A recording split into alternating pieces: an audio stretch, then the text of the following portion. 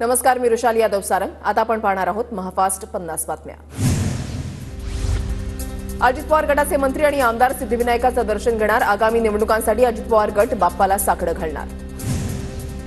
बारामतीमध्ये महायुतीकडून रविवारी जनसन्मान रॅलीचं आयोजन। अर्थसंकल्पातील तरतुदी जनतेपर्यंत पोहोचवण्याच्या दृष्टीनं रॅली।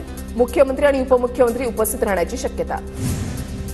मुंबईमध्ये पहाटेपासून पावसाची विश्रांती, ढगाळ वातावरण कायम। मुंबईला आज पावसाचा येलो अलर्ट, शाळांना सुट्टी जाहीर। मुंबईमध्ये पहाटेपासून पावसाची विश्रांती, मात्र हार्बर लाईनवरील लोकल 10 ते 15 मिनिटं उशिरानं, तर मध्य आणि पश्चिम रेल्वे मार्गावरील लोकल वाहतूक सुरळीत। मुसळधार पावसाच्या शक्यतेमुळे नवी मुंबई आणि पनवेलमधील शाळांना सुट्टी। हवामान खात्याकडून आज अतिवृष्टीचा इशारा। पुणे जिल्ह्यामध्ये प्राथमिक आणि माध्यमिक शाळांना सुट्टी जाहीर। मुसळधार पावसाच्या शक्यतेमुळे खबरदारी म्हणून प्रशासनाचा निर्णय। जिल्हाधिकारी सुहास दिवसे यांचे आदेश। दादर किंग सर्कल जवळ पाणी ओसरलं, वाहतूक सुरळीत सुरू। चाकरमान्यांना दिलासा।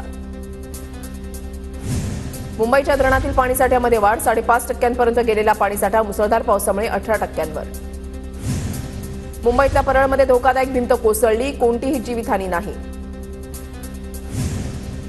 मुंबईतील मुसळधार पावसामुळे पवई तलाव ओव्हरफ्लो, पवई तलाव पूर्ण भरल्यामुळे औद्योगिक क्षेत्रावरील पाणी संकट टळलं।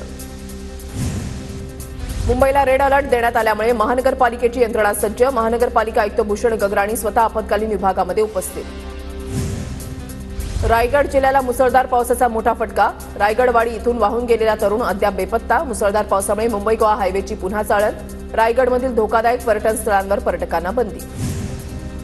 रत्नागिरी जिल्ह्यामध्ये गेल्या 24 तासामध्ये 205 मिलीमीटरपेक्षा जास्त पावसाची नोंद। जिल्ह्यामधील अनेक भागामध्ये पूरस्थिती। सिंधुदुर्ग जिल्ह्यातही पावसाचा हाहाकार। सावंतवाडी तालुक्यामध्ये 24 तासामध्ये 270 मिलीमीटर पावसाची नोंद। जिल्ह्यामध्ये अनेक ठिकाणी पूरस्थिती।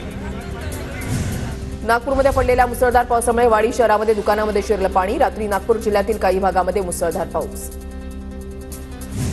भिवंडीमधील कामवारी नदीच्या पाणी पातळीमध्ये वाढ। आज पावसाचा जोर वाढला तर नदीचं पाणी शहरामध्ये येण्याची भीती।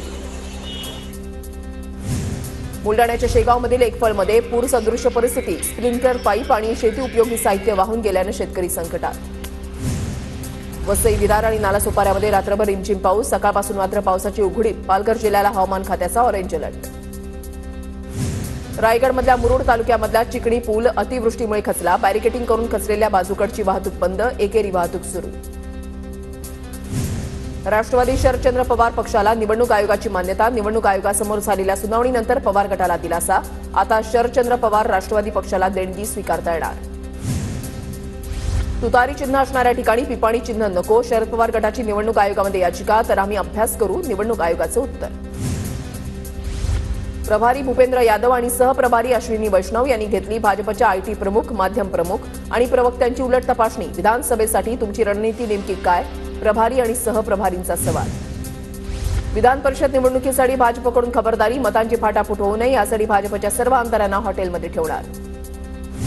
विधान परिषद निवडणुकीच्या पार्श्वभूमीवर ठाकरे गट सुद्धा आपल्या आमदारांना हॉटेलमध्ये ठेवणार। मतांची फाटाफूट होऊ नये यासाठी ठाकरे गटाची रणनीती।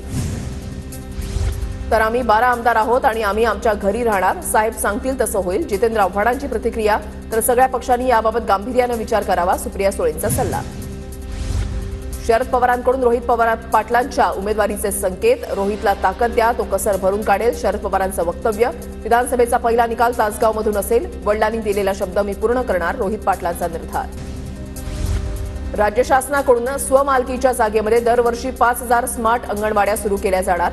भाडे तत्वावरील अंगणवाड्यांसाठीच्या भाड्यामध्ये दुपटीनं वाढ। विधान परिषदेमध्ये महिला आणि बालविकास मंत्री अदिती तटकरे यांची माहिती।